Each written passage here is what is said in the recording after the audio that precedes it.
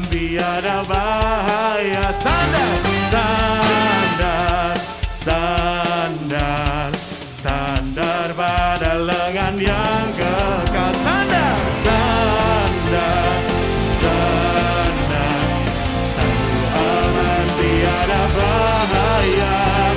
Sandar, oh sandar, sandar pada lengan yang kekal. Sandar pada lengan yang kekal. Sandar pada lengan yang kekal. Haleluya, puji nama Tuhan.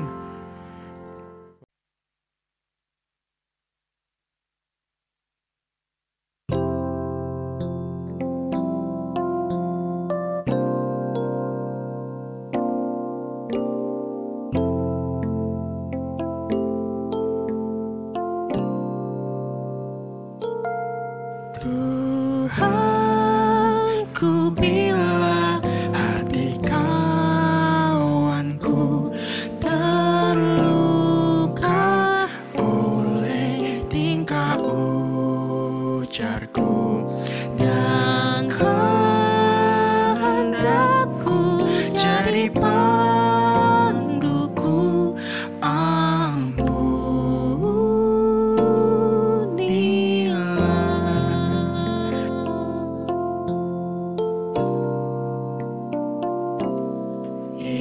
if I have wounded any soul today, if I have caused one foot to go astray, if I have walked in my willful way, dear Lord, forgive. You are the Lord of love, mighty and merciful. Hear my prayer.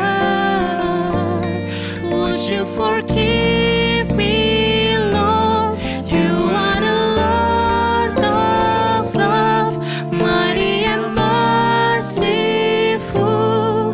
I confess to you, forgive me, Lord.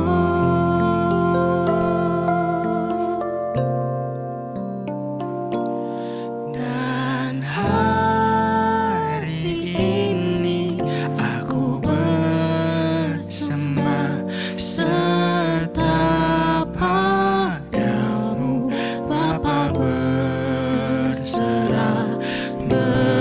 Berikan daku kasih-Mu mesra. Amin, amin, amin, amin.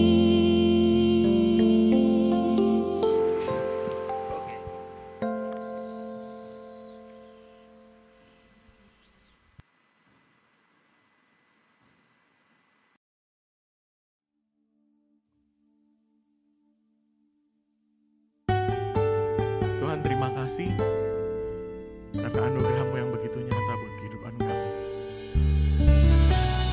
Kiranya hanya Engkau Tuhan yang menyelidiki setiap hati kami. Terima kasih Yesus.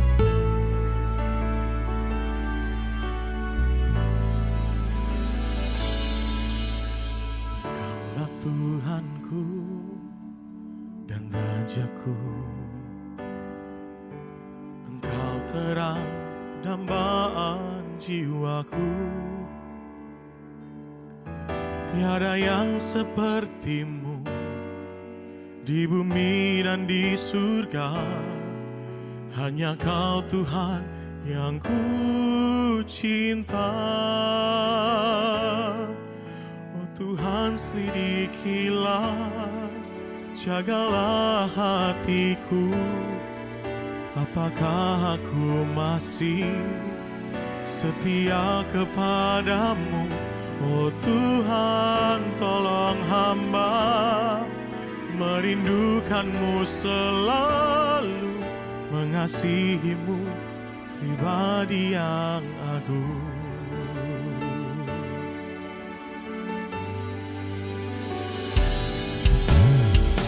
Sahabatku dan kekasihku,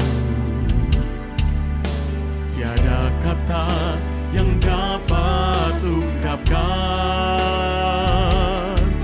selain ku sembah kau dan memberi hatiku sebagai persembahan yang hidup. Oh Tuhan, sedikilah, jagalah hatiku. Apakah aku masih setia kepadamu? Oh Tuhan, tolong hamba merindukanmu selalu, mengasihimu pribadi yang agung.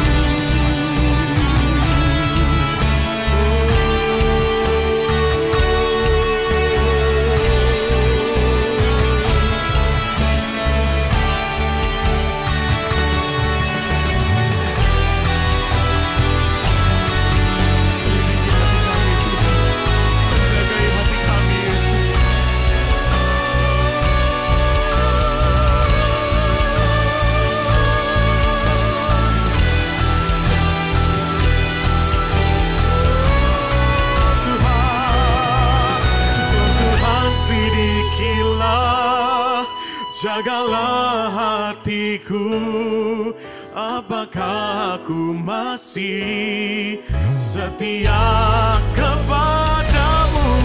Oh Tuhan, tolong hamba merindukanmu selalu, mengasihimu pribadi yang agung, mengasihimu pribadi yang agung, pribadi yang agung.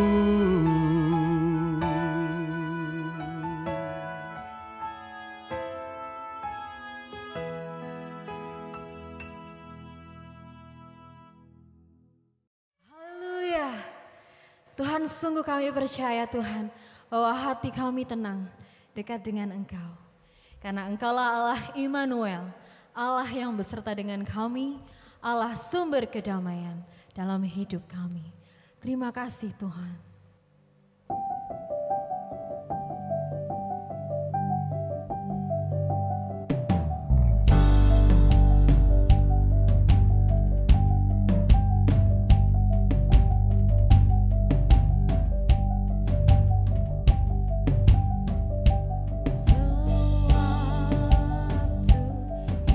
Hidupku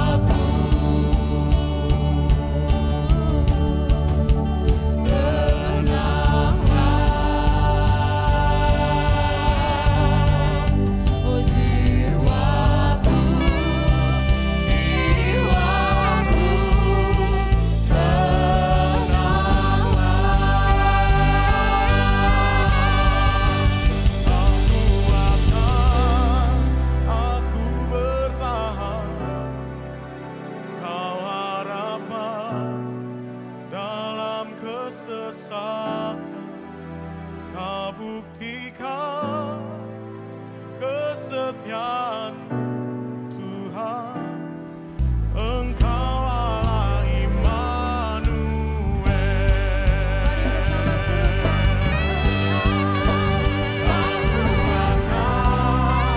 Aku bertahan, Kau harapan dalam kesesakan, Kau buktikan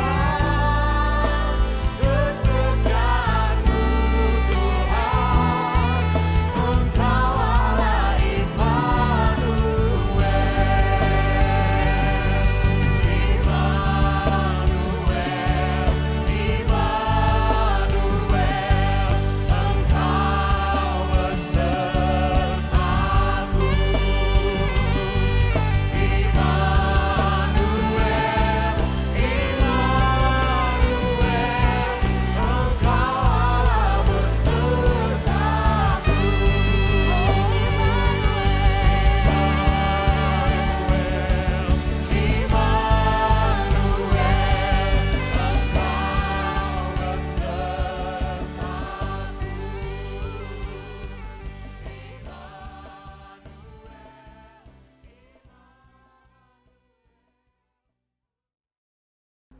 Shalom, selamat pagi Bapak Ibu Saudara yang terkasih di dalam Tuhan.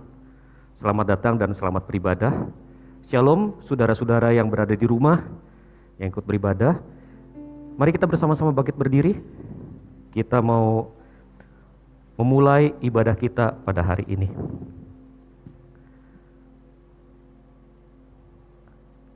Sesungguhnya kebaktian kita pagi ini dimulai di dalam nama Allah Bapa yang menciptakan langit dan bumi.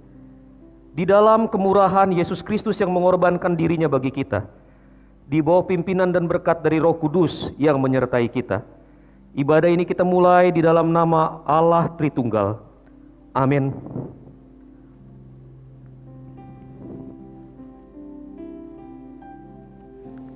Jemaat dipersilakan untuk duduk.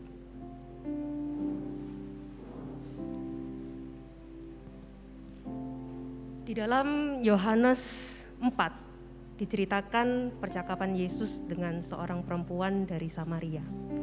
Yesus bertemu dengan perempuan Samaria ini lalu meminta minum kepadanya. Lalu jawab perempuan ini, "Masa engkau seorang Yahudi minta minum kepadaku?" Sebab orang Yahudi tidak bergaul dengan orang Samaria. Perempuan ini hari itu mengalami situasi yang tertolak. Dia merasa gagal, dia merasa rendah juga. Dan di tengah keadaan seperti ini Yesus datang kepadanya dan berkata, "Barang siapa minum air yang akan kuberikan kepadanya, ia tidak akan haus untuk selama-lamanya. Sebaliknya air yang akan kuberikan kepadanya akan menjadi mata air di dalam dirinya yang terus-menerus memancar sampai kepada hidup yang kekal."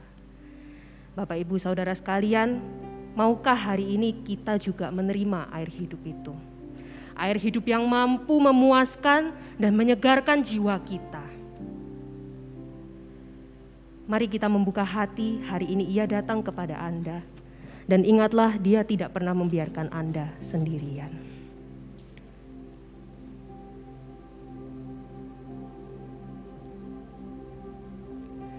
Oh come, oh you unfaithful, come. Weak and unstable, come. No, you are not alone. Oh, come, barren and waiting ones, weary of praying, come.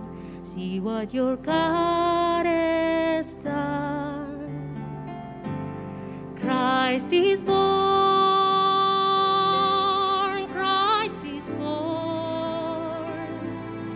Christ is born for you.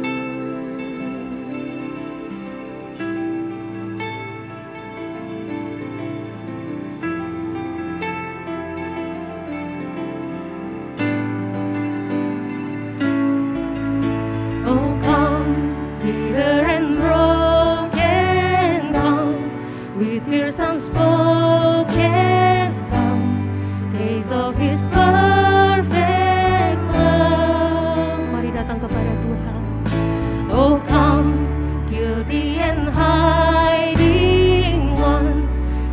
is no need to run. See what your God has done. Christ is born.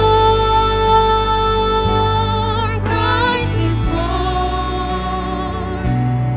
Christ is born for you. He's the Lamb who was given, slain for our pardon. His promise is peace for those who believe. He's the Lamb who was given, slain for our pardon. His promise is peace for those who believe.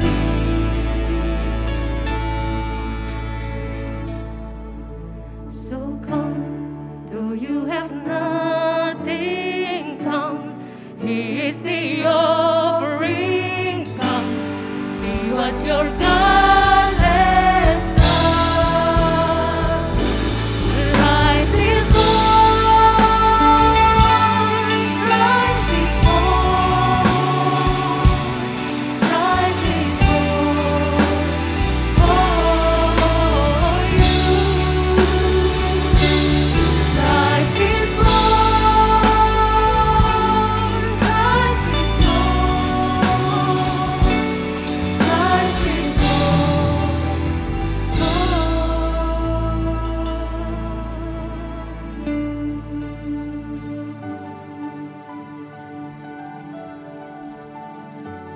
Karena semua orang telah berbuat dosa dan telah kehilangan kemuliaan Allah.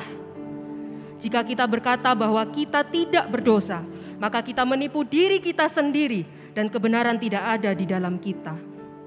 Jika kita mengaku dosa kita, maka Ia adalah setia dan adil, sehingga Ia akan mengampuni segala dosa kita dan menyucikan kita dari segala kejahatan. Mari jemaat, berdoalah kepada Tuhan. Akuilah bahwa kita adalah manusia yang berdosa dan mohonkanlah pengampunannya.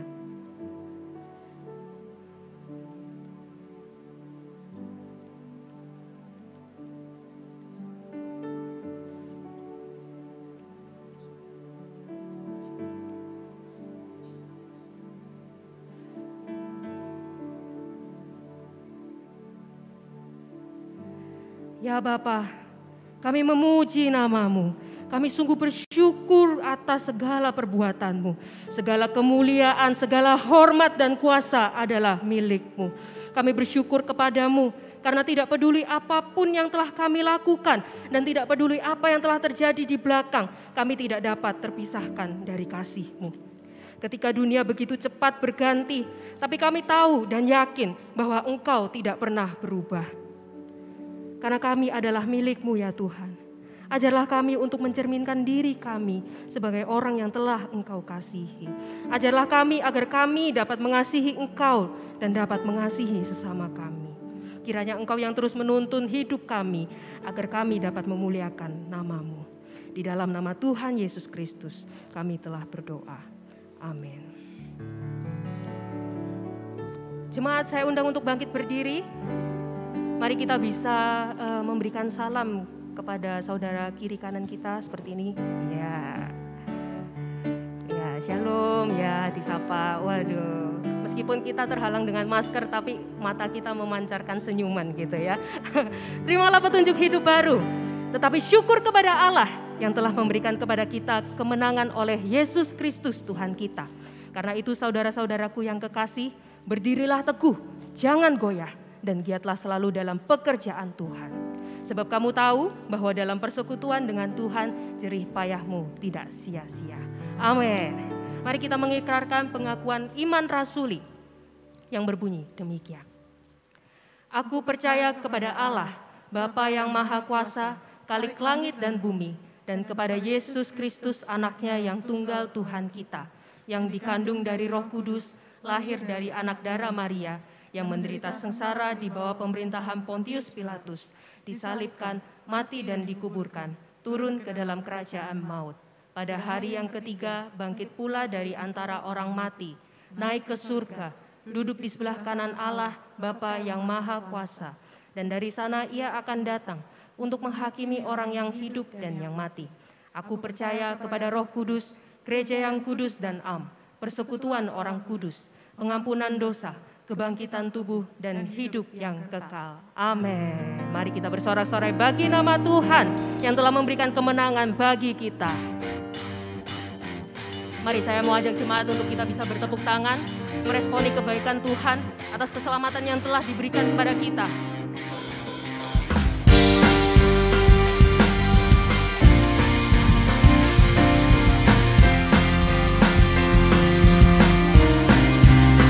Mari serukan. Angkatlah tinggi panjinya dan sorakanlah kemenangannya. Kemenangannya. Belenggu telah dipatahkan, kutuk dan maut telah dikalahkan, telah dikalahkan oleh darah-Mu yang bebaskanku.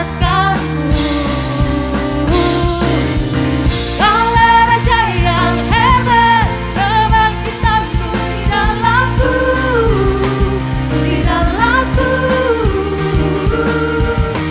Tiada takut dan gentar, kemenanganku bersamamu, bersamamu.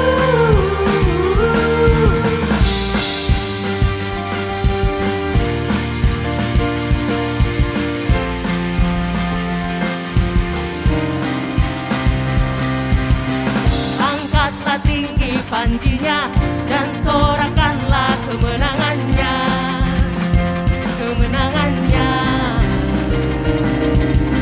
Belenggu telah dipatahkan, kutuk dan maut telah dikalahkan, telah dikalahkan oleh darah yang bebaskan,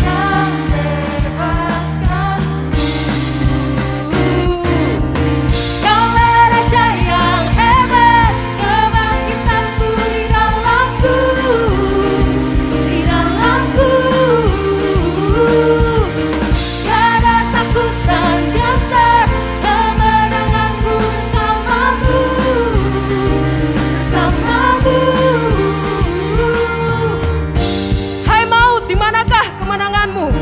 Hai maut, di manakah sengatmu? Syukur kepada Allah yang telah memberikan kepada kita kemenangan oleh Yesus Kristus, Tuhan kita. Amin.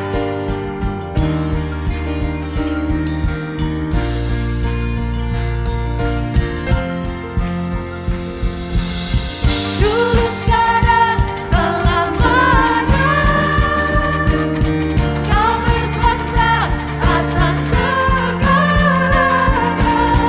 Nama-Mu yang ku serukan, Kaulah Raja penebus.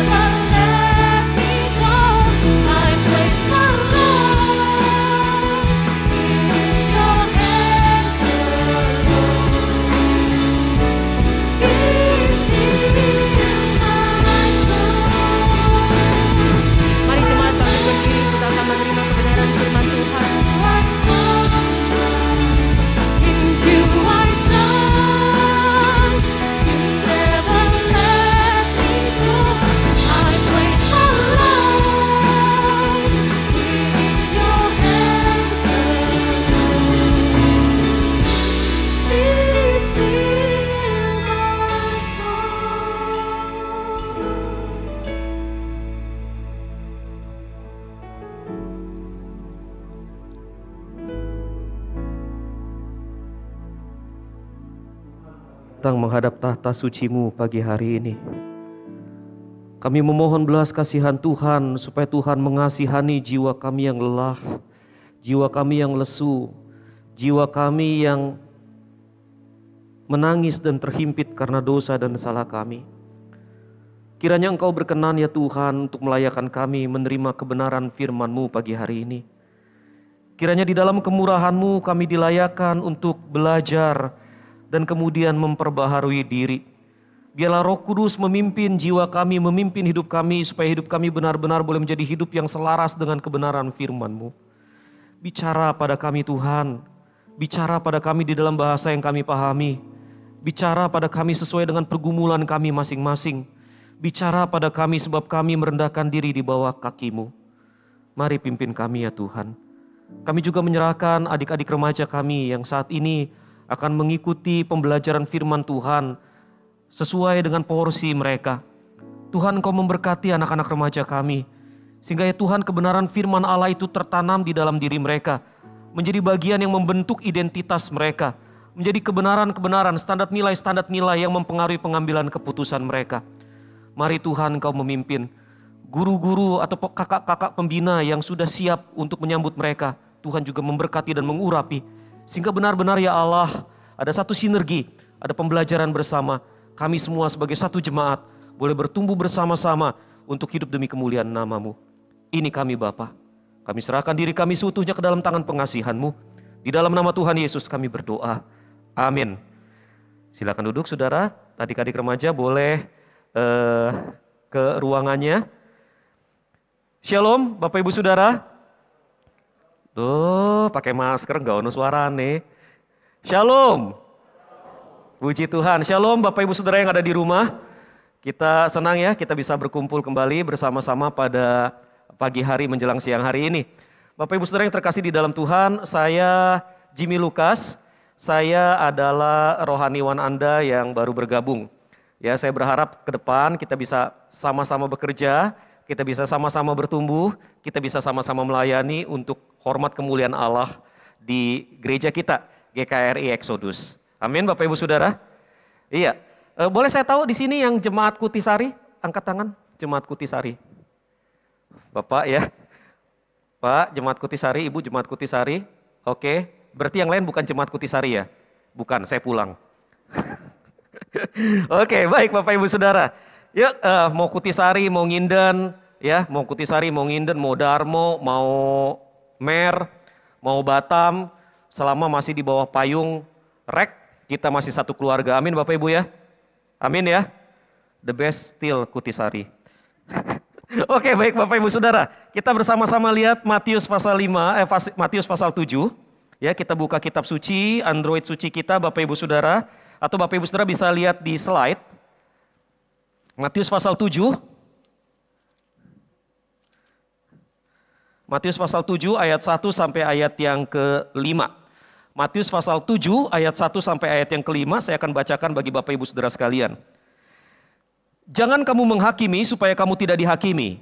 Karena dengan penghakiman yang kamu pakai untuk menghakimi, kamu akan dihakimi. Dan ukuran yang kamu pakai untuk mengukur akan diukurkan kepadamu. Mengapakah engkau melihat selumbar di mata saudaramu, sedangkan balok di dalam matamu tidak engkau ketahui? Bagaimanakah engkau dapat berkata kepada saudaramu, biarlah aku mengeluarkan selumbar itu dari matamu, padahal ada balok di dalam matamu? Hai orang munafik, keluarkanlah dahulu balok dari matamu, maka engkau akan melihat dengan jelas untuk mengeluarkan selumbar itu dari mata saudaramu. Bapak Ibu Saudara yang terkasih di dalam Tuhan Yesus Kristus, beberapa waktu sebelum saya berangkat ke Surabaya, Bapak Ibu, saya berjumpa dengan keluarga saya terlebih dahulu. Yang Bapak Ibu Saudara lihat di layar itu adalah mama saya dan ketiga orang adik saya. Jadi Bapak Ibu Saudara, kami duduk bersama, nongkrong di sebuah kafe, lalu kemudian ngobrol-ngobrol. Seperti biasa Bapak Ibu Saudara, kami bercanda, kami saling ejek satu dengan yang lain, begitu ya. Kami ngobrol dan kami membangun kehangatan, bonding yang sudah lama memang kami bangun begitu Bapak Ibu Saudara. Nah Bapak Ibu Saudara, di tengah-tengah pembicaraan itu, tiba-tiba adik saya panggil saya, lalu kemudian dia bilang, "Koh, gue mau ngomong sama lu." Saya bilang, "Ada apa?" "Koh, gue denger nih ya, Koh, katanya lu gini, koh. lu nanti di Surabaya jangan kayak gitu kok. Saya bilang, lu dengar dari siapa? Adalah yang ngomong sama gua. Waduh, Bapak Ibu Saudara, ketika saya mendengar apa yang adik saya sampaikan, saya sangat marah Bapak Ibu Saudara. Kenapa? Karena itu fitnah. Bapak Ibu Saudara, saya mungkin everything, begitu Bapak Ibu Saudara, but everything in me is never about money Bapak Ibu Saudara. Begitu ya. Jadi kalau saya dituduh hal-hal yang berhubungan dengan pengelolaan uang, saya jadi emosi begitu Bapak Ibu Saudara. Saya marah, saya merasa difitnah. Saya tahu dengan pasti bahwa saya sedang difitnah. Kenapa Bapak Ibu Saudara? Sebab saya tidak pernah melakukan apa yang dituduhkan. Bapak Ibu Saudara, saya marah sekali sebab saya merasa saya sedang dihakimi. Saya dituduh tanpa bukti dan tanpa kesempatan bagi saya untuk membela diri. Saya merasa seperti seorang terdakwa yang sedang dihakimi secara tidak adil. Bapak Ibu Saudara, perasaan di dalam diri saya menggelegak. Saya benci dihakimi.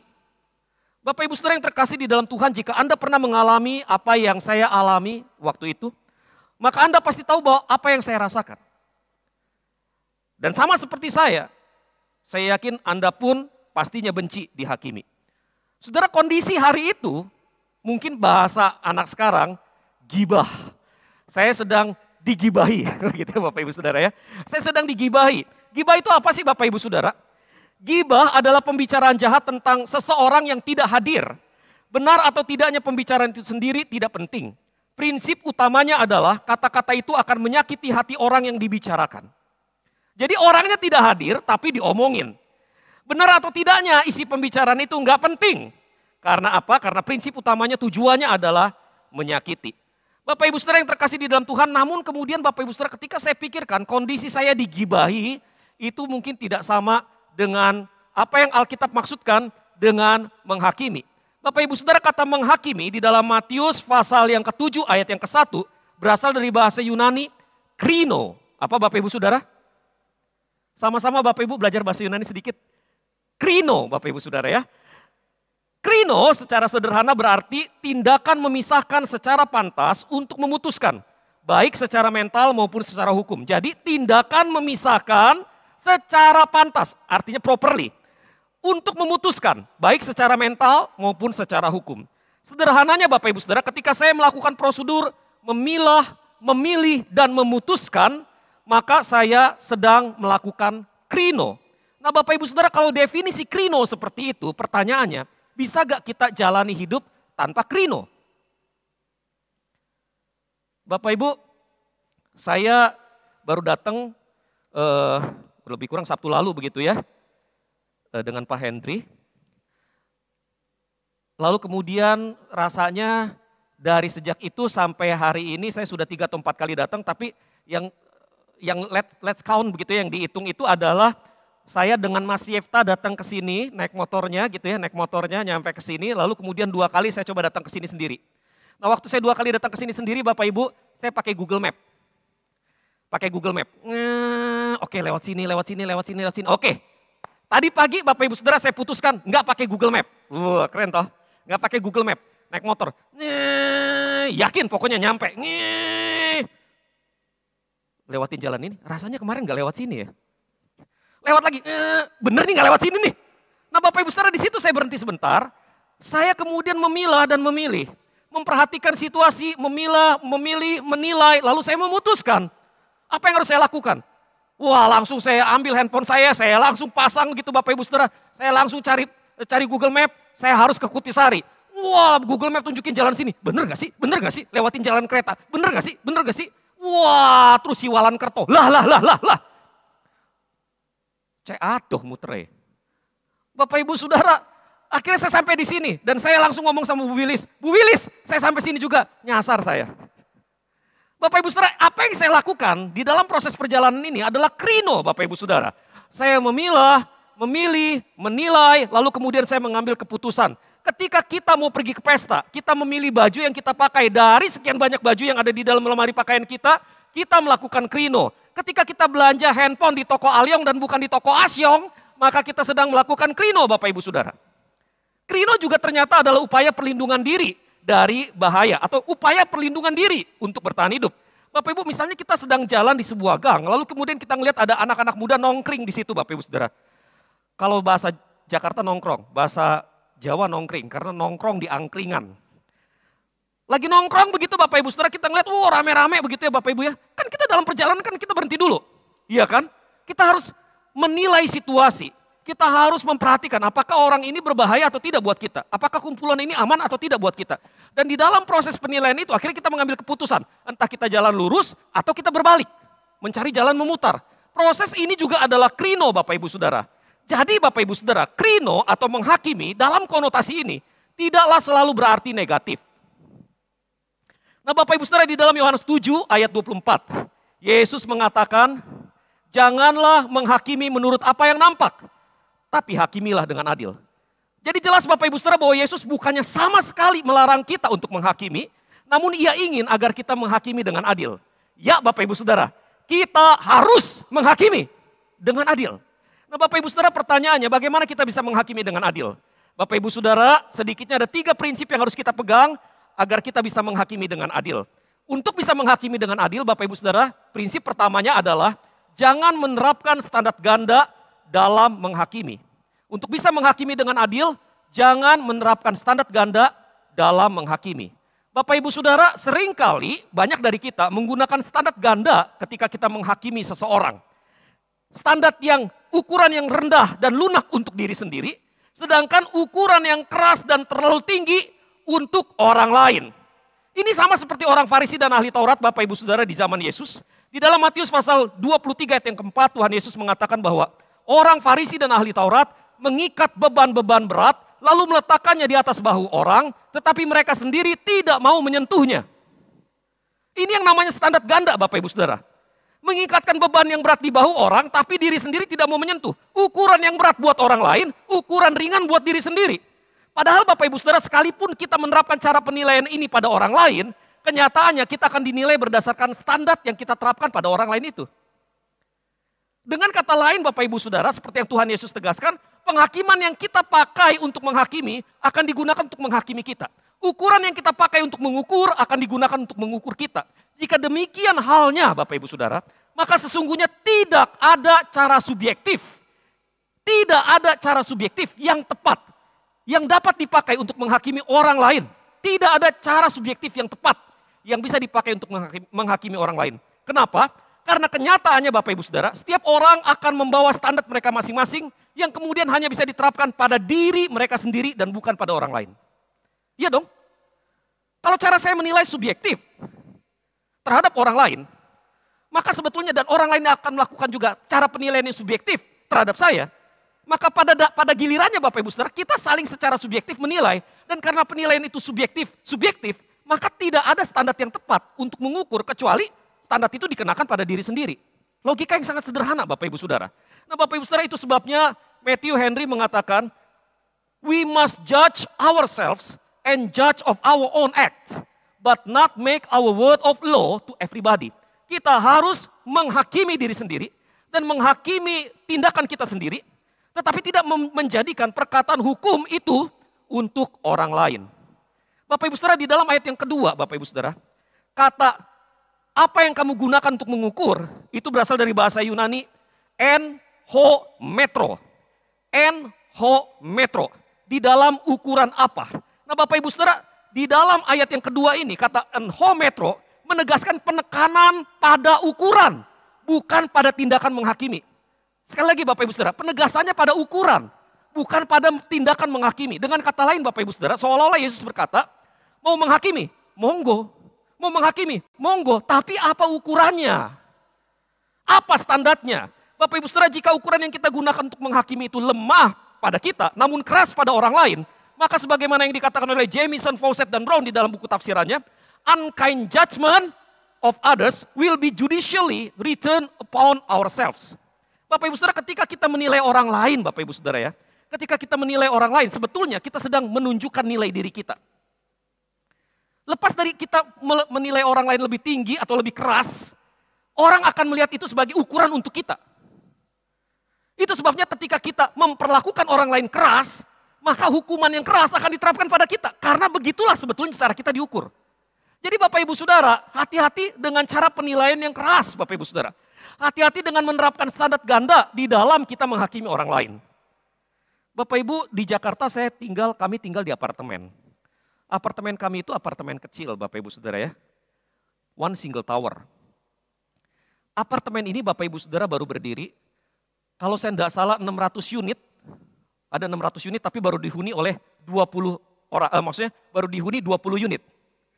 Jadi ini apartemen masih belum rame. Jadi kami saling tahu penghuni lama mana, penghuni baru mana, pemilik yang mana, yang nyewa yang mana, begitu. Saling tahu begitu Bapak Ibu Saudara.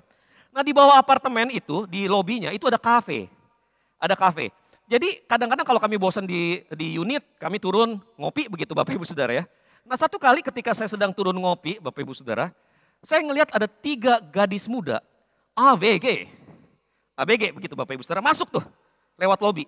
Waduh Bapak Ibu Saudara, ketika mereka masuk lewat lobi, cara mereka jalan, cara mereka berpakaian, betul-betul Bapak Ibu Saudara agak mengganggu saya. Karena pakaian super ketat, bajunya super ketat, celananya super ketat, robek-robek pula begitu Bapak Ibu Saudara. Dan cara jalan mereka tuh aduh kayaknya manja banget begitu. Ketika saya ngeliat mereka begitu Bapak Ibu Saudara, langsung saya melabeli mereka dengan cabe-cabean. Ini cabe-cabean ini. Nah Bapak Ibu Saudara, saya langsung ngomong sama salah seorang yang kerja di kantor itu, karena office manajemen itu dekat dengan kafe. Saya bilang, ini kok masuk cabe-cabean tempat kita gitu ya. Oh tenang Pak Jimmy, nanti kita selidiki. Lalu mereka selidiki Bapak Ibu Saudara. Dan dari hasil penyelidikan itu diketahui bahwa 3 orang gadis ini yang saya tuduh sebagai cabe-cabean ternyata adalah foto model amatir yang numpang kolam renang kita buat moto. Jadi Bapak Ibu Saudara, ketika saya ngeliat itu Bapak Ibu Saudara, betapa terkejutnya saya karena saya ternyata begitu mudah menghakimi orang lain. Bapak Ibu Saudara, di balik penghakiman ini saya melihat 2 kebenaran tentang diri saya sendiri. Pertama Bapak Ibu Saudara, saya merasa bahwa saya lebih superior dibandingkan dengan ketiga orang ABG ini. Seolah-olah saya nunjuk jari ke mereka, aku orang kudus, kamu orang berdosa. Aku pendeta, kamu pencabe-cabean. Jadi Bapak Ibu Saudara, saya kemudian merasa lebih superior dibanding dengan ketiga ABG itu. Namun di sisi lainnya Bapak Ibu Saudara, jika saya berpikir, jika saya dihakimi dengan standar yang sama, mungkin yang akan didapati bahwa sayalah yang sebetulnya tidak kudus. Kenapa begitu Bapak Ibu Saudara? Karena seorang pendeta bisa merasa terganggu dengan cara berpakaian orang lain. Apakah itu sesuatu yang kebetulan atau mungkin memang saya sedang mentransferkan pikiran saya yang tidak kudus terhadap mereka. Jadi Bapak Ibu Saudara, kalau ukuran saya diterapkan pada diri saya sendiri, maka yang didapati tidak kudus adalah saya sebetulnya. Nah Bapak Ibu Saudara yang terkasih di dalam Tuhan Yesus Kristus, bayangkan ya jika kemudian saya datang ke Sapam, lalu kemudian saya bilang sama Sapam, Pak itu tolong dong diselidiki. Lalu kemudian paksa mereka keluar. Waduh Bapak Ibu Saudara, kalau itu dilakukan oleh Satpam, maka Bapak Ibu Saudara yang terjadi adalah suasana di apartemen jadi nggak nyaman, suasana di apartemen jadi nggak enak, kami akan saling ribut satu dengan yang lain. Hubungan jadi nggak nyaman Bapak Ibu Saudara. Nah Bapak Ibu Saudara yang terkasih di dalam Tuhan Yesus Kristus, saya pikir mungkin ini isu sesungguhnya. Ketika kita menghakimi orang lain Bapak Ibu Saudara. Ketika kita menghakimi orang lain, kita mungkin merasa lebih superior dibanding dengan orang lain. Kita merasa lebih hebat, kita merasa lebih kudus. Namun di saat yang bersamaan Bapak Ibu Saudara, sikap menghakimi itu mungkin saja adalah sebuah selubung yang mencerminkan siapa kita yang sesungguhnya. Sebetulnya itulah kekhawatiran kita dan kita gunakan itu untuk menilai orang lain. Jadi Bapak Ibu Saudara, ketika ukuran yang sama diukurkan kepada kita, mungkin saja kitalah yang tidak akan pernah lulus sensor Bapak Ibu Saudara. Nah Bapak Ibu, jika kita membiarkan standar ganda ini mempengaruhi cara penilaian kita, maka hubungan kita di gereja akan terganggu. Hubungan kita di gereja pasti terganggu Bapak Ibu Saudara. Tidak akan ada persatuan di antara orang-orang yang merasa dirinya lebih superior dibandingkan dengan orang lain. Jangan bergaul sama dia. Waduh, lihat dari cara dia berpakaian aja, pasti orang gak benar. Di satu gereja ketika saya pernah melayani Bapak Ibu Saudara, ini gereja orang kaya Bapak Ibu ya. Saat hari itu saya melayani di remaja. Setelah melayani berapa lama Bapak Ibu, akhirnya diadakan satu event di gereja itu. Satu kali Bapak Ibu Saudara, ketika event itu diadakan, saya ngelihat ada satu space yang kosong di tengah-tengah. Satu space yang kosong. Jadi Bapak Ibu, kursinya itu kursi panjang gereja kuno. Gereja zaman dulu. Tapi ada satu space yang kosong. Ini sisi sini keisi, sisi sini keisi, tengah-tengah enggak. Bapak Ibu saya perhatikan kenapa begitu ya. Ketika saya perhatikan Bapak Ibu, saya dapati bahwa ternyata sisi sebelah sini, ini anak-anak panti asuhan. Sisi sebelah sini, anak-anak gereja itu yang orang kaya. Mereka enggan untuk duduk, bahkan berdempetan. Bapak Ibu, di situ saya merasa marah. Di situ saya marah. Dan saya maaf saya Bapak Ibu, saya sampai kasar. Kau pikir ini gereja nenek moyangmu? Kalau mereka jawab memang gereja nenek moyangku yang dirikan. Berapa ya Bapak Ibu Saudara? Tapi masalahnya adalah, lihat Bapak Ibu, ketika orang kemudian mulai saling menilai, saya posisinya di sini, kamu di situ, kamu orang ini layak, saya lebih baik, saya lebih superior, kamu orang miskin, kamu orang yang gak kudus. Aduh Bapak Ibu Saudara, gereja tidak akan ada persatuan. Ketika kita merasa lebih superior dibandingkan dengan orang lain, kita tidak akan pernah bisa bersatu dengan orang lain. Bapak Ibu jangan salah, bukannya kita tidak boleh menghakimi. Namun pastikan bahwa ketika kita menghakimi, kita tidak menggunakan standar ganda. Lemah untuk kita, namun keras untuk orang lain. Bapak Ibu Saudara, kesadaran ini seharusnya membawa kita pada prinsip kedua tentang menghakimi. Untuk bisa menghakimi dengan adil Bapak Ibu Saudara, maka kita harus mengevaluasi diri sebelum kita mengevaluasi orang lain. Jadi Bapak Ibu Saudara, ini prinsip yang kedua, evaluasi diri sebelum kita mengevaluasi orang lain. Bapak Ibu, sikap keras terhadap orang lain atau sikap suka menghakimi sebenarnya mungkin adalah masalah hati. Saya nggak jarang mendapati Bapak Ibu bahwa orang yang nuduh, wah orang ini nggak benar, orang itu nggak benar. Mungkin saja punya trauma masa lalu dengan orang-orang yang menunjukkan ciri perilaku yang sama. Jadi Bapak Ibu Saudara, masalah sesungguhnya mungkin bukan pada keadaan di luar diri kita, melainkan kondisi hati kita. Itu sebabnya Bapak Ibu Saudara penting bagi kita untuk terlebih dahulu mengevaluasi diri sebelum kita mengevaluasi orang lain. Tuhan Yesus berkata, mengapakah engkau melihat selumbar di mata saudaramu, sedangkan balok di dalam matamu tidak engkau ketahui? Bagaimanakah engkau dapat berkata kepada saudaramu, biarkanlah aku mengeluarkan selumbar itu dari matamu, padahal ada balok di dalam matamu? Hai orang munafik, keluarkanlah dahulu balok dari matamu, maka engkau akan melihat dengan jelas untuk mengeluarkan selumbar dari mata saudaramu. Bapak Ibu, sesungguhnya ini adalah perbandingan ekstrim. Selumbar dibandingkan dengan balok. Bapak Ibu tahu selumbar? Kalau makan bakmi, lalu dapat sumpit yang di plastik itu, sumpit bambu. Kan kadang-kadang ada sobekan-sobekan kayunya. Nah lebih tipis dari itu, selumbar. Kalau nancep di jari kita, orang Jakarta bilang susuban. Tempelin di rambut, susubannya hilang. Kecil gitu Bapak Ibu Saudara, dibandingkan dengan balok. Bapak Ibu Saudara, sesungguhnya perbandingan ini adalah satu perbandingan yang menurut saya perbandingan yang membangun Bapak Ibu Saudara. Satu perbandingan yang menunjukkan bahwa mungkin ada sesuatu yang salah dengan saudara kita, namun yang salah di dalam diri kita mungkin jauh lebih besar. Memang mungkin ada yang salah dengan saudara kita, tetapi sesuatu yang salah di dalam diri kita jauh lebih besar. Itu sebabnya Bapak Ibu Saudara, sebelum kita berupaya untuk memperbaiki orang lain, kita seharusnya berupaya untuk memperbaiki diri sendiri terlebih dahulu. Karena sejatinya Bapak Ibu Saudara, orang buta tidak dapat memimpin orang buta. Orang yang sakit kronis nggak bisa nolong orang yang masuk angin. Dokter yang sedang sakit dan gemetar tidak bisa melakukan operasi. Bapak Ibu Saudara, Injil menunjukkan masalah ini Bapak Ibu Saudara. Jika anak Allah menjelma menjadi manusia, mati di atas kayu salib untuk menebus dosa manusia, maka benarlah Bapak Ibu Saudara bahwa semua manusia telah berbuat dosa dan telah kehilangan kemuliaan Allah. Tidak ada yang benar, seorang pun tidak. Paulus berkata kepada jemaat di Korintus, sebab kasih Kristus yang menguasai kami, karena kami telah mengerti bahwa jika satu orang sudah mati untuk semua orang, maka mereka semua sudah mati. Singkatnya Bapak Ibu Saudara, jika Kristus telah mati untuk semua orang karena dosa, maka semua orang adalah orang berdosa. Jika semua orang adalah orang berdosa, mengapakah kita harus menghakimi orang lain seolah-olah kita kurang berdosa? Bapak Ibu Saudara, ini tidak berarti bahwa kita tidak boleh menghakimi. Namun sikap hati kita ketika kita menghakimi seharusnya bukanlah kamu orang berdosa ya, aku melihat salahmu. Bukan Bapak Ibu Saudara. Sikap kita seharusnya adalah kita bicara yuk sebagai orang berdosa yang satu ke orang berdosa yang lain. Sebagai orang yang menerima anugerah ke orang yang menerima anugerah. Itu sikap hati seharusnya ketika kita bicara atau menghakimi orang lain. Bapak Ibu Saudara, jika dijumlahkan tahun-tahun pelayanan saya Bapak Ibu Saudara, dari sejak saya belum sekolah teologi, mungkin saya sudah melayani Tuhan lebih dari 20 tahun. And the truth is, I don't know anything else but to serve God. Saya nggak pinter yang lain kecuali pelayanan Bapak Ibu Saudara. Dan kalau dipikir itu rohani, kenyataannya enggak Bapak Ibu Saudara. Perjalanan pelayanan saya tidak mulus. Saya banyak melakukan kesalahan. Saya banyak jatuh bangun. Reputasi saya mungkin tidak buruk, namun tidak pernah benar-benar baik. Kalau ngikutin kokoh Frank Sinatra di dalam lagunya My Way Bapak Ibu Saudara, regret I have a view, but then again too few to mention. Saya cuma bisa bilang, even though it is a view, it was a regret indeed. Saya betul-betul menyesalinya saudara. Mungkin gak banyak, tapi saya betul-betul menyesalinya. Kalau saya melihat ke belakang Bapak Ibu Saudara, sulit bagi saya untuk menegakkan kepala saya jika saya melihat kesalahan-kesalahan saya di masa lampau. Sulit Bapak Ibu Saudara. Namun yang luar biasanya seolah-olah nggak cukup menyiksa hati saya Bapak Ibu Saudara. Luar biasanya kesalahan-kesalahan itu mengikuti saya kemanapun saya pergi. Seperti pacar yang nggak mau diputusin Bapak Ibu Saudara.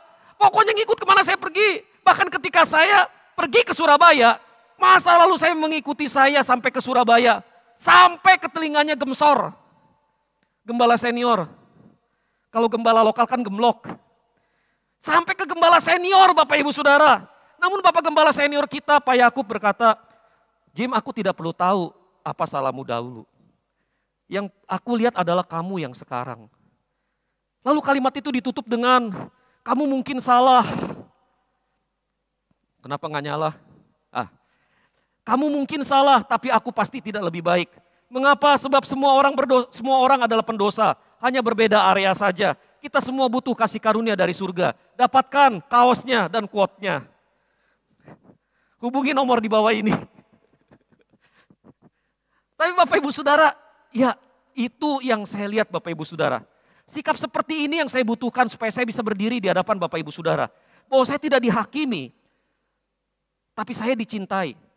Bahwa saya diterima apa adanya, tetapi tidak pernah dibiarkan apa adanya. Bapak Ibu Saudara, sikap seperti ini yang saya ingin biasakan, budayakan, direct Bapak Ibu Saudara. Bahwa direct kita tidak menghakimi orang lain sebelum kita menghakimi diri kita sendiri. Kita memahami bahwa saya juga orang berdosa yang berbicara pada orang berdosa yang lain. Dan saya mau berbicara di dalam konteks kasih karunia Allah. Jadi Bapak Ibu Saudara, alih-alih menyibukkan diri dengan kesalahan orang lain, lebih baik kita sibuk memperbaiki diri. Alih-alih menghakimi orang lain dengan ukuran yang berat, adalah lebih baik mengukur diri sendiri dengan ukuran Injil. Seberapa jauh kita sudah bertumbuh di dalam kasih karunia Allah. Apakah hidup kita mencerminkan anugerah? Bapak Ibu Saudara, jika kita menyibukkan diri untuk berubah menjadi lebih baik, mungkin saja Bapak Ibu Saudara, kita bisa menularkan kebangunan rohani pada orang lain. Amin. Kita bisa menularkan rohani pada orang lain jika kita bersemangat memperbaiki diri. Bukankah kita malah menjadi saluran berkat bagi orang lain? Bapak Ibu, semangat Injil adalah semangat anugerah. Di mana kita menyadari bahwa kita adalah orang berdosa yang telah diselamatkan oleh pengorbanan Yesus. Itu semangatnya Bapak Ibu Saudara. Itu sebabnya Bapak Ibu Saudara, menurut saya esensi Matius 7 ayat 1-5, bukanlah jangan menghakimi. Melainkan Bapak Ibu Saudara kesadaran bahwa saya orang berdosa. Bicara pada orang berdosa yang lainnya. Bahwa kami sama-sama harus memperbaiki diri. Bapak Ibu Saudara, pemahaman ini seharusnya membawa kita pada prinsip yang terakhir. Bagaimana seharusnya kita menghakimi. Bapak Ibu, prinsip yang ketiga, kita harus menghakimi dengan adil. Dengan cara memahami bahwa esensi menghakimi adalah memperbaiki. Pahami Bapak Ibu Saudara bahwa esensi menghakimi adalah memperbaiki. Teguran Tuhan Yesus mungkin terdengar keras. Hai orang munafik, keluarkanlah dahulu balok dari matamu, maka engkau akan melihat dengan jelas untuk mengeluarkan selumbar dari mata saudaramu. Namun sejatinya Bapak Ibu Saudara, teguran ini sebetulnya adalah teguran yang membangun. Kita didorong untuk mengeluarkan balok dari mata kita agar kita bisa mengeluarkan selumbar dari mata saudara kita. Mari kita runut ke belakang Bapak Ibu Saudara. Tuhan Yesus menginginkan kita agar kita tidak menghakimi dengan standar ganda. Tuhan Yesus mau agar kita mengevaluasi diri sebelum kita menghakimi. Dan dari sana Bapak Ibu Saudara, tujuan dari kedua tindakan ini adalah agar kita bisa menolong orang lain memperbaiki diri. Dengan kata lain Bapak Ibu Saudara, kita diingatkan bahwa esensi menghakimi adalah memperbaiki. Kita tidak dilarang untuk menghakimi. Sebaliknya, kita diminta untuk melakukannya dengan cara yang pantas. Krino, proper way to judge. Kenapa begitu Bapak Ibu Saudara? Sebab tujuan kita bukan menghancurkan, melainkan memperbaiki. Kalau kita melihat Yohanes pasal 8 ayat 1-11 Bapak Ibu Saudara, Bapak Ibu tentu familiar dengan kisah ini. Dikisahkan Bapak Ibu Saudara, ketika Yesus sedang berdiri di satu titik, sekelompok orang datang, menyeret seorang wanita. Wah, diseret, ada ahli Taurat di sana, ada orang Farisi di sana, ada banyak orang Yahudi di sana. Diseret Bapak Ibu Saudara. Lalu ketika berada di depan Yesus, perempuan itu dibanting, dilemparkan begitu, sehingga perempuan itu jatuh tersungkur di depan Yesus. Lalu kemudian salah seorang juru bicara mereka berkata, Guru, perempuan ini kedapatan berbuat zina. Dan hukum Taurat berkata bahwa perempuan semacam ini harus dilempari dengan batu sampai mati. Apa katamu tentang ini? Yesus Bapak Ibu Saudara, menurut kitab bahasa aslinya, bahasa Yunaninya, Yesus menengahi. Berjongkok Bapak Ibu Saudara, lalu kemudian menulis sesuatu di atas tanah. Dan Bapak Ibu Saudara, ketika Yesus tidak berkata apa-apa melainkan menulis begitu aja Bapak Ibu Saudara, Wah, orang-orang Farisi itu mulai ribut. Guru, kok menengai? Raiso ngono. Wah, meski nggak ngerti mau ngapain ini. Wah, pokoknya mereka ngoceh-ngoceh Bapak Ibu Saudara. Bapak Ibu, di satu sisi tindakan orang-orang Farisi itu kelihatannya mengikuti hukum Bapak Ibu Saudara. Kelihatannya mengikuti hukum. Kelihatannya mereka melakukan hukuman yang adil. Menghakimi dengan benar Bapak Ibu Saudara terhadap perempuan yang kedapatan berzina ini. Tetapi Bapak Ibu Saudara, yuk kita perhatikan baik-baik Bapak Ibu Saudara. Perempuan ini memang melakukan perzinahan. Tapi Bapak Ibu Saudara, pertanyaannya, sing lanang endi? Yang laki kemana Bapak Ibu Saudara? Masa berzina sendirian? Ini yang laki kemana gitu Bapak Ibu Saudara? Kenapa kok cuma yang perempuan yang dibawa? Ini pasti ada udang di balik bakwan. Nah Bapak Ibu Saudara, lalu yang kedua Bapak Ibu Saudara, yang perlu kita cermati di sini. Ini kok dia bisa kedapatan berzina ya? Ngerti maksud saya Bapak Ibu? Kok bisa kedapatan berzina? Emangnya dia berzina laporan ya? Bapak Ketua Majelis, saya permisi mau berzina terlebih dahulu Bapak Ketua Majelis. Saya lapor ya jam 9 nanti ke berzinanya. Gitu Bapak Ibu Saudara. Enggak Bapak Ibu Saudara. Ini kan pasti dilakukan sembunyi-sembunyi. Pasti dilakukan sembunyi-sembunyi. Lah dilakukan sembunyi-sembunyi kok ketahuan? Itu kan berarti ada yang nungguin. Ngerti maksud saya? Itu kan berarti ditungguin. Ini nih perzina nih. Gue tungguin nih. Gue tangkap basah. Nah ditangkap basah. Udah ditangkap basah. Si lanang dilepas. Nah dilepas. Kenapa? Kalau kita lihat konteksnya tujuannya jelas. Ingin menjebak Yesus. Let us stop here. Mari kita menilai. Ini orang Farisi. Ini ahli Taurat. Ini adalah orang yang menghakimi orang lain dan berkata saya lebih kudus, saya lebih baik. Tapi sebetulnya Bapak Ibu Saudara mereka menerapkan standar ganda di dalam diri mereka. Bapak Ibu perempuan ini memang berzina. Tapi ini orang Farisi tunggu orang melakukan kesalahan. Orang yang menunggu orang lain melakukan kesalahan. Sama buruknya dengan orang yang melakukan kesalahan. Karena dasar keduanya adalah hati penuh dosa, hati penuh dengan kesirikan. Betul Bapak Ibu Saudara? Lalu kemudian mereka berencana untuk menjebak Yesus. Mereka lebih jahat. Tapi mereka menerapkan standar ganda Bapak Ibu Saudara. Standar ganda pada diri mereka sendiri.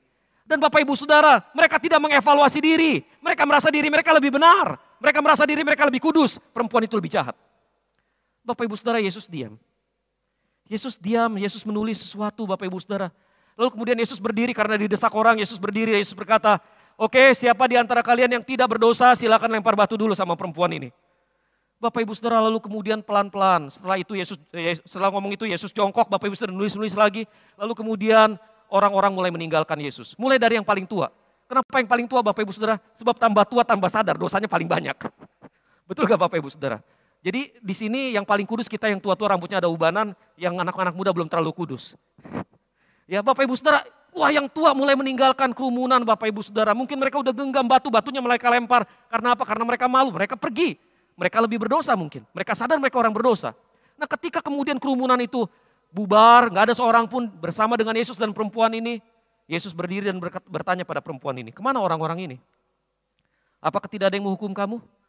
Tidak ada Tuhan. Aku pun tidak menghukum engkau. Pergilah dan jangan berbuat dosa lagi. Now let us stop again. Yesus bilang apa Bapak Ibu Saudara? Aku pun tidak menghukum engkau. Yesus tidak bilang, aku tidak menghakimimu. Jelas Bapak Ibu Saudara, Yesus berkata, aku tidak menghukum engkau. Kenapa? Karena Yesus tetap melakukan penghakiman. Bagaimana kita tahu Yesus melakukan penghakiman? Menurut beberapa penafsir Bapak Ibu Saudara, Yesus mungkin waktu jongkok itu nulis hukum Taurat di atas pasir. Tapi kita memang gak akan pernah tahu apa yang Yesus benar-benar tulis di situ. Semuanya spekulasi. Tapi yang jelas Bapak Ibu Saudara, Yesus tidak mungkin tidak bisa membedakan mana berzina, mana tidak berzina. Betul Bapak Ibu Saudara? Memang kasusnya dia berzina, berarti dia salah. Jadi jelas Yesus menghakimi perempuan ini berzina. Yesus melakukan penghakiman yang proper. Tetapi Bapak Ibu Saudara, setelah Yesus melakukan penghakiman yang proper, dia memperbaiki perempuan ini dengan berkata, aku pun tidak menghukum engkau, pergilah dan jangan berbuat dosa lagi. Jelas Yesus berkata, kamu berbuat dosa. Kamu berbuat dosa, Yesus menghakimi dosa ini. Tetapi Yesus tidak menghukum, Yesus memperbaiki, Yesus memberikan kesempatan, pergi dan jangan berbuat dosa lagi. Now that is the core of these verses Bapak Ibu Saudara. Ini intinya adalah kita menghakimi untuk memperbaiki. Bukan untuk menghancurkan Bapak Ibu Saudara. Dan inilah kerinduan saya di GKRI Exodus, Bapak Ibu Saudara. Gereja kita, Bapak Ibu Saudara, adalah gereja yang terkenal di seantero jagat, di seantero Nusantara. Gereja dengan doktrin reform yang kental. Amin Bapak Ibu Saudara. Mau belajar reform? Datang ke gereja ini Bapak Ibu Saudara. Gereja kita dikenal sebagai gereja dengan doktrin reform yang kental. Namun Bapak Ibu Saudara, saya ingin mengingatkan bahwa doktrin adalah pondasi dan pada gilirannya hanyalah alat untuk mencapai tujuan. Now what is our goal? What is the chief end of man? The chief end of man is to glorify God and to enjoy Him forever. Betul Bapak Ibu Saudara, tujuan akhir manusia adalah untuk memuliakan Allah dan menikmati Allah selama-lamanya. So why do we have to enjoy God? What is the meaning of enjoying God? Enjoying God means that we have this deep personal relationship with God. Kita punya hubungan yang intim dan dalam bersama dengan Allah. Kenapa? Sebab di dalam hubungan yang intim dan dalam dengan Allah ini, kita berubah menjadi semakin menyerupai Yesus. Bapak Ibu Saudara, saya menjalani pernikahan dari tahun 2005, saya menikah Bapak Ibu Saudara. Sekarang tahun 2021, puji Tuhan masih menikah. Dia masih mau sama saya Bapak Ibu Saudara. Tapi Bapak Ibu Saudara begini, waktu saya pertama kali kenalan sama dia, sama istri saya Bapak Ibu Saudara. Saya itu pemuda yang boros. Dikasih 10 juta habis 10 juta. Dia kasih 1 juta habis 1 juta. Dikasih cepeceng habis cepeceng Bapak Ibu Saudara. Pokoknya di tangan saya Bapak Ibu Saudara duit berapapun habis. Dan herannya saya nggak tahu habisnya kemana. Tahu-tahu habis aja. Bapak Ibu Saudara, saya jalani hidup dengan cara seperti itu. Sampai kemudian rencana pernikahan kami delay karena saya nggak punya uang. Bukan nggak punya kerjaan, nggak punya uang. Ada gaji, gajinya hilang. Nggak tahu kemana. Akhirnya saya putuskan, oke lah semua gaji saya dari masih pacaran sama kamu aja. Kamu kalkulasi. Dari menikah tahun 2005 sampai hari ini, saya berubah banyak Bapak Ibu Saudara. Apa yang berubah? Saya jadi lebih medit. Saya jadi lebih hati-hati di dalam mengelola keuangan. Saya catat pengeluaran saya catat pemasukan saya. Dulu nggak pernah Bapak Ibu Saudara. Setiap kali saya mau beli barang, saya nanya dulu, ini harganya berapa? Ini berapa duit? Lalu kemudian saya hitung, jatah gue hari ini cukup gak buat itu? Saya jadi sangat berubah Bapak Ibu Saudara di dalam pengelolaan uang. Kenapa? Karena saya berinteraksi dengan istri saya. Hubungan yang intim dan dalam ini mengubah saya Bapak Ibu Saudara. Bapak Ibu, hubungan intim dan dalam dengan Allah akan mengubah kita. So the chief end of our spirituality is to become more like Jesus.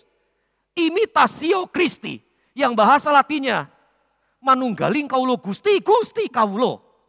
Bersatunya manusia dengan Allah, Allah dengan manusia, sehingga kemudian kita menjadi semakin menyerupai Kristus. Now that is our chief end of spirituality.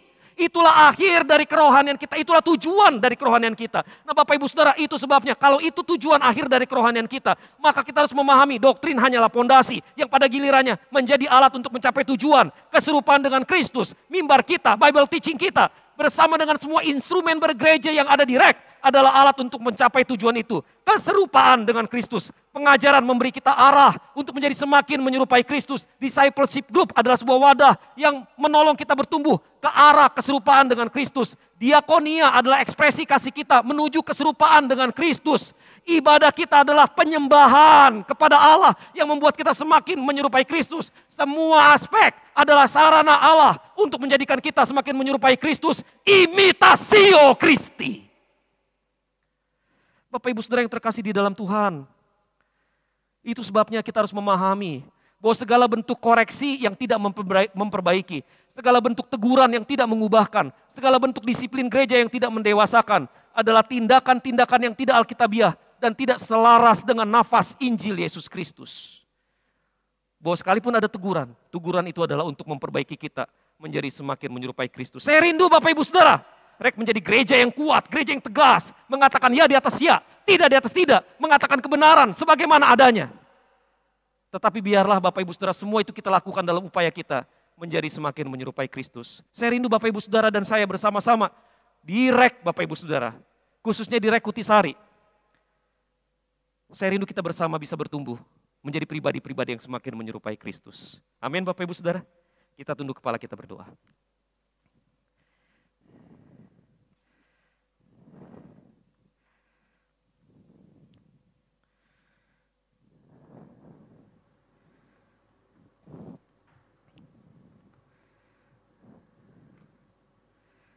Bapak Ibu Saudara yang terkasih di dalam Tuhan, saya memberikan kesempatan pada Bapak Ibu Saudara untuk beberapa saat merenungkan kembali firman Allah.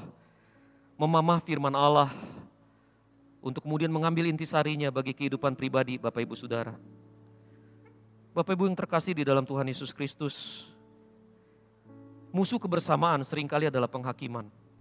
Kita merasa lebih superior dibanding dengan orang lain, sehingga kemudian kita menghakimi orang lain. Tapi Bapak Ibu, apa yang menjadi latar belakang penilaian kita? Tanpa kita sadari Bapak Ibu Saudara, mungkin superioritas kita justru lahir dari inferioritas kita. Penilaian kita yang keras mungkin lahir dari trauma masa lalu. Cara kita melihat dunia mungkin dipengaruhi oleh standar nilai yang salah. Bapak Ibu, saat ini, pagi ini, saya rindu mengajak Bapak Ibu Saudara untuk bersama-sama mengambil firman Allah sebagai pondasi kehidupan kita di gereja ini. Saat ini mari kita bersama-sama menjadikan firman Allah sebagai standar penilaian kita atas orang lain. Ketika kita krino, ketika kita menghakimi dengan adil karena firman Allah. Bapak Ibu, kerinduan saya yang terdalam adalah sebelum kita menghakimi orang lain, kita mengambil komitmen untuk saat ini menjadi orang yang lebih baik. Memperbaiki diri, melepaskan pengampunan, meninggalkan trauma masa lalu, membiarkan firman Allah tertanam, bertumbuh dan berbuah di dalam hati kita. Silakan Bapak Ibu Saudara berdoa secara pribadi.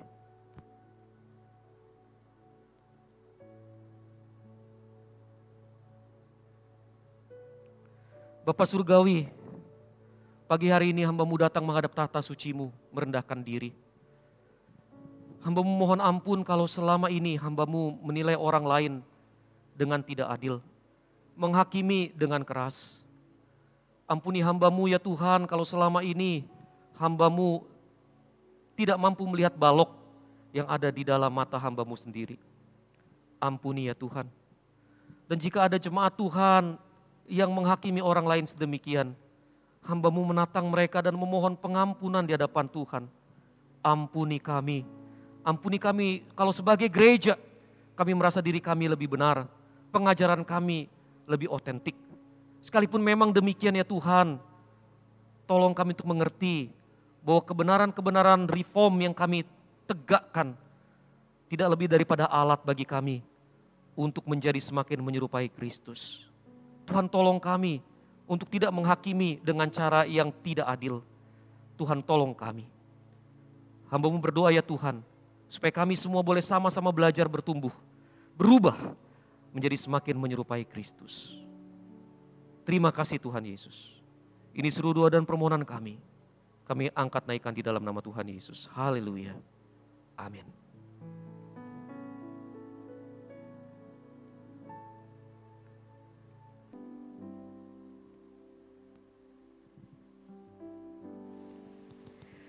Puji nama Tuhan, jemaat sebentar kita akan memberikan persembahan. Jemaat yang ada di ruangan ibadah dapat memasukkan persembahan ke amplop yang telah disediakan dan memasukkannya ke kotak yang sudah ada di luar setelah selesai ibadah.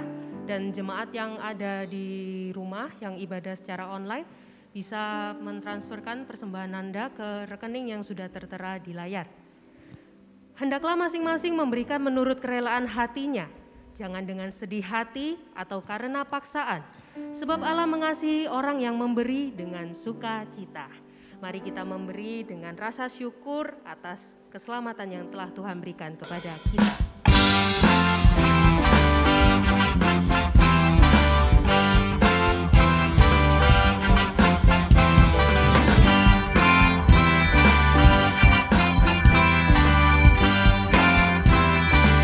Ingat akan nama Yesus. Ingat akan nama Yesus, kau yang susah dan sedih.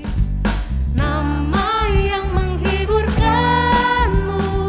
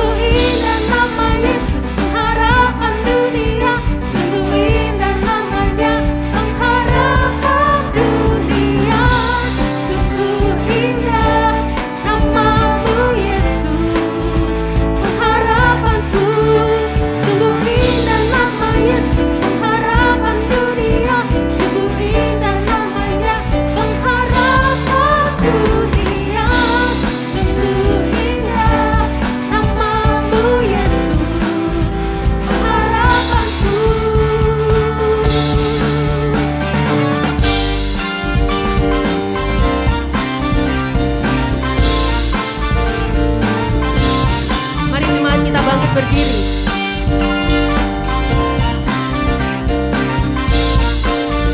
Mari pujikan indah harum nama Yesus. Indah harum nama Yesus, ku suka menuturkan, ku beroleh penghiburan, dan hatiku bergema. Indahlah namanya, harapan hidupku. Indahlah namanya, kesukaan yang takkan. Indahlah namanya, harapan hidupku. Indahlah namanya, kesukaan yang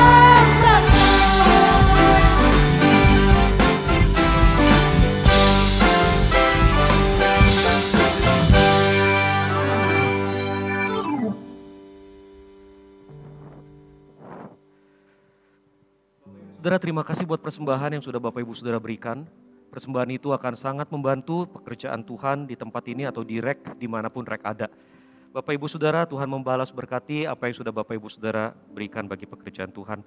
Mari kita bersama-sama berdoa Bapak Ibu Saudara. Tuhan Yesus, kami datang menghadap tahta suci-Mu sekali lagi. Mengucap syukur buat kasih setia dan limpah rahmat Allah. Pemeliharaan Allah di dalam kehidupan kami. Engkau memberikan kepada kami kesehatan sehingga kami bisa beraktivitas. Engkau memberikan kepada kami kedamaian sehingga kami bisa memikirkan segala sesuatu dengan fokus dan dengan hati yang tenang. Engkau membuka tingkap-tingkap langit dan mencurahkan berkat sehingga kehidupan kami, bendang periuk kami diberkati oleh Tuhan. Dan oleh karena itu semuanya Tuhan, kami hari ini bisa memberkati pekerjaan Tuhan. Tuhan Yesus, hamba-Mu berdoa supaya persembahan-persembahan yang sudah diberikan dikuduskan dan dipakai sepenuhnya untuk mendatangkan hormat, kemuliaan bagi nama Tuhan. Berkati mereka yang sudah memberi, Tuhan membuka tingkap-tingkap langit, Tuhan mencurahkan berkat. Mereka yang belum dapat memberi, hamba-Mu berdoa, Tuhan melakukan hal yang sama, Tuhan memberkati mereka, sehingga mereka kelak bisa memberi juga buat pekerjaan Tuhan. Bapak Surgawi, hamba-Mu berdoa untuk saudara-saudara yang belum dapat memberi, Tuhan Engkau yang tahu pergumulan mereka, Tuhan ulurkan tangan sehingga mereka tahu bahwa Tuhan tidak pernah membiarkan mereka sendirian. Hamba-Mu berdoa ya Tuhan, mengucap syukur buat persembahan ini. Terima kasih Bapa.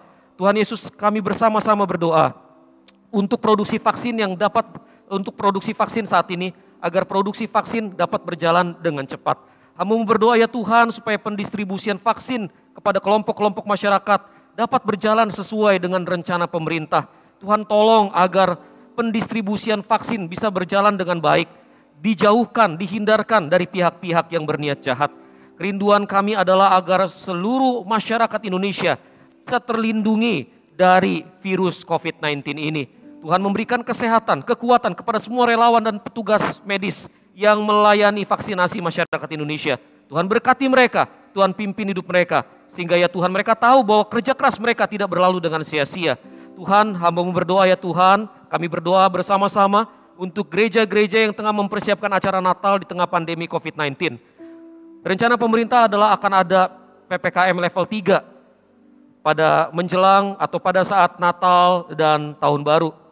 Tuhan, biarlah ini semua tidak menghalangi kami untuk merayakan Natal dengan hati yang penuh sukacita dan damai sejahtera.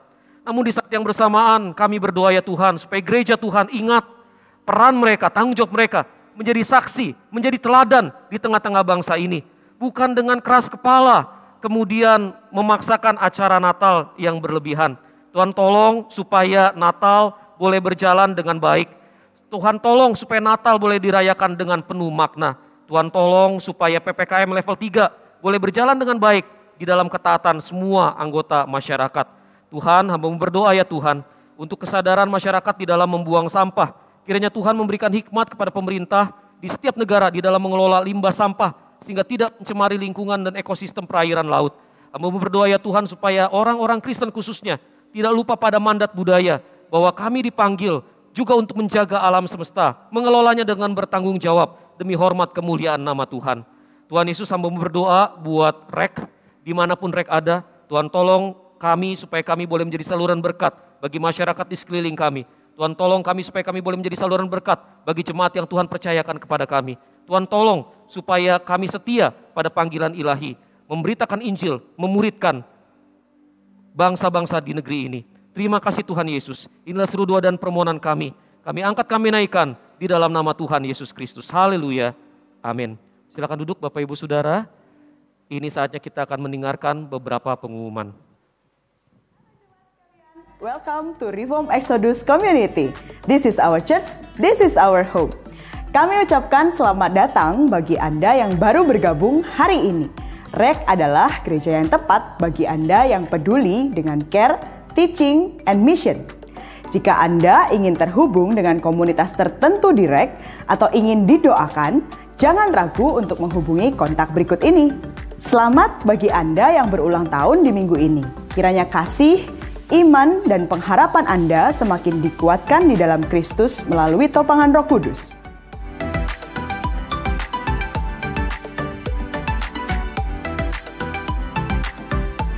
Mari luangkan beberapa menit untuk mendoakan dan mengucapkan selamat kepada jemaat REK yang akan berulang tahun minggu depan. Nama-nama mereka adalah sebagai berikut.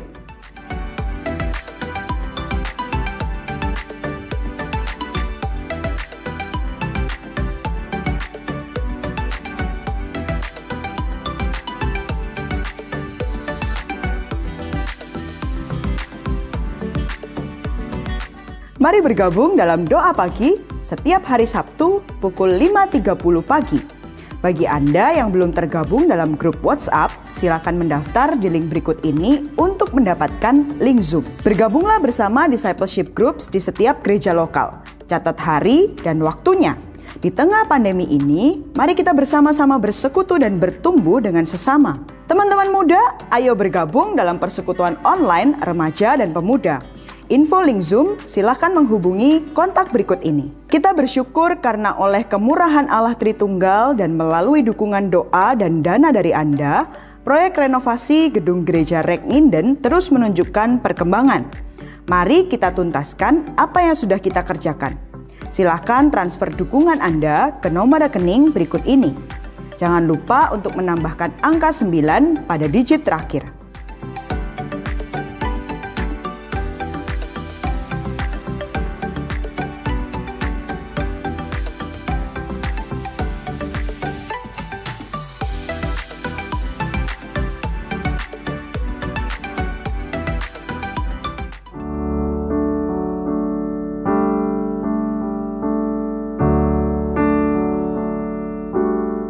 Demikianlah informasi untuk minggu ini. Marilah kita teguh berpegang pada pengakuan tentang pengharapan kita, sebab Ia yang menjanjikannya setia. God bless you and see you next week.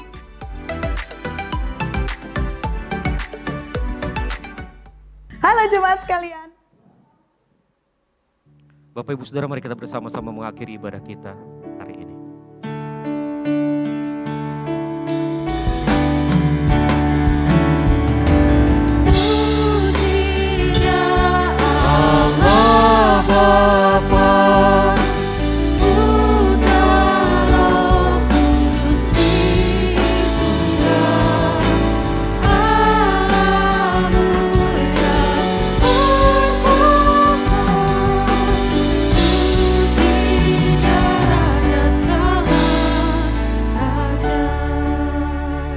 Penghujung ibadah ini ya Tuhan, kami mempersembahkan sekali lagi ibadah kami ke dalam tangan-Mu. Kiranya Tuhan berkenan menerima persembahan kami sebagai dupa yang berbau harum, yang wanginya menyenangkan hati-Mu. Tuhan, hamba-Mu berdoa buat jemaat Tuhan yang hadir di ruangan ini maupun di gedung gereja masing-masing. Hamba-Mu berdoa buat jemaat Tuhan yang mengikuti ibadah di rumah mereka masing-masing. Tuhan, hamba-Mu berdoa, yang sakit Tuhan sembuhkan, yang berbeban berat Tuhan hiburkan. Tuhan membuka tingkap-tingkap langit dan mencurahkan berkat. Kiranya Tuhan berkenan memulihkan hubungan mertua menantu, orang tua anak, kakak dan adik, ipar dengan ipar. Biarlah ada damai, sejahtera dan kasih di rumah tangga jemaat Tuhan. Anak-anak muda kami serahkan ke dalam tangan-Mu supaya mereka hidup di dalam kekudusan dan hidup hanya untuk kemuliaan nama Tuhan. Hamba berdoa supaya mereka yang bekerja Tuhan berkati, yang berdagang Tuhan berkati. Biarlah ya Tuhan, Tuhan yang campur tangan di dalam kehidupan jemaat Tuhan. Terima kasih Bapa. Jemaat yang dikasihi Tuhan, marilah kita bersama-sama kembali ke dalam kehidupan kita masing-masing dengan membawa berkat yang dari Tuhan. Tuhan memberkati engkau dan melindungi engkau. Tuhan menyinari engkau dengan wajah-Nya dan memberi engkau kasih karunia. Tuhan menghadapkan wajah-Nya kepadamu dan memberi engkau damai sejahtera. Mulai dari sekarang sampai Maranatha, Tuhan Yesus datang kembali untuk yang kedua kalinya, menjemput kita ke kasih hati-Nya. Amin. Silakan duduk Bapak Ibu Saudara. Saat teduh ibadah selesai.